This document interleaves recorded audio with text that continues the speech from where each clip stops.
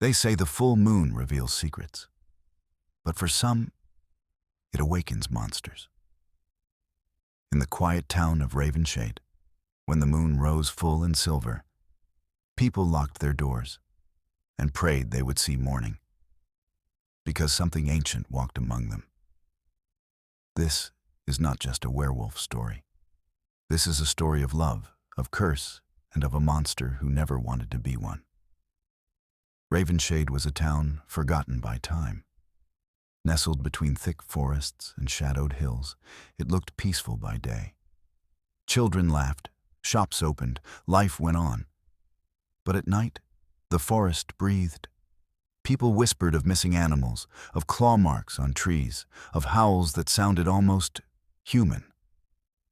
No one spoke too loudly about it. Fear survives best in silence. And then there was Ethan Blackwood.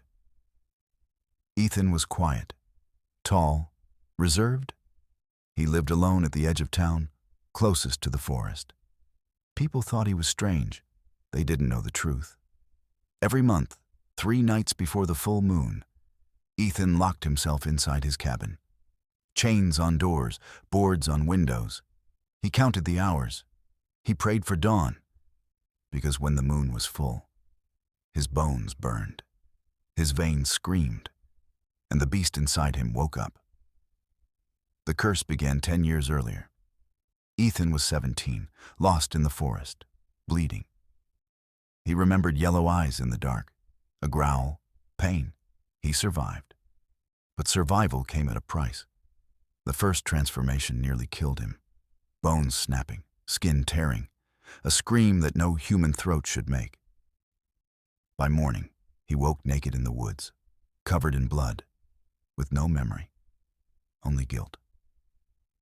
From that night on, the moon owned him. Her name was Luna Grace. She arrived in Ravenshade with sunlight in her smile and hope in her eyes. She worked at the town library, loved old books, loved mysteries. She noticed Ethan before anyone else, noticed the sadness behind his eyes, the way he avoided people, the way he flinched at the word moon, against his better judgment. Ethan talked to her, and for the first time in years, he felt human again. Days turned into weeks, weeks into months. Ethan laughed again, smiled, dreamed, but every smile carried fear. Because the full moon was coming, he tried to push Luna away, ignored her messages, avoided her calls. But love doesn't listen to fear. The night before the full moon, Luna followed him to his cabin. "Ethan," she said, pounding the door, "please, just tell me what's wrong." Inside, Ethan was shaking, chains rattling. "Go home," he begged. "You're not safe." The moon rose. Bones cracked. His scream tore through the night. Luna watched in horror as the door burst open. She saw the truth. A towering beast, glowing eyes, fur soaked in moonlight, a werewolf. And yet, those eyes held tears. The beast charged. Luna froze. But instead of killing her, the werewolf stopped, fighting himself, claws digging into the ground. Love can tame even the darkest curse. Ethan ran into the forest, howling in agony. At dawn, Luna found him, broken, human again. She should have left. She didn't. Ravenshade noticed. Animals disappeared faster. Fear spread. Hunters came, armed with silver and fire. They tracked Ethan. On the next full moon, they surrounded the forest. Ethan knew this was the end. He begged Luna to leave town. She refused. The moon rose. The beast emerged. Gunshots, screams.